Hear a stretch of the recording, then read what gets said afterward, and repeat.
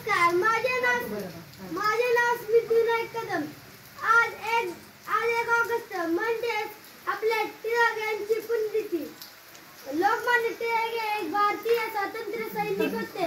लोकमान्य टिळक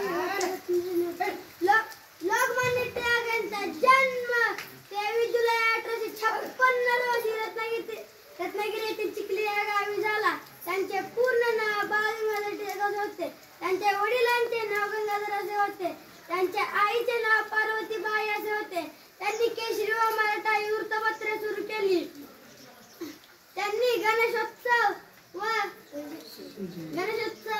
शिवजयंती हे सण सुरू केले। स्वराज्य आम्हाला जन्मसिद्ध हक्क आहे आणि तो आम्ही मिळवणारच, हे त्यांचे घोषवाक्य खूप प्रसिद्ध होते। शेवटी 1920 साली लोकमान्य टिळक यांचे निधन झाले। एवढ्यावर मी माझ्या वस्तूंच्या पद्धत जय हिंद जय भारत।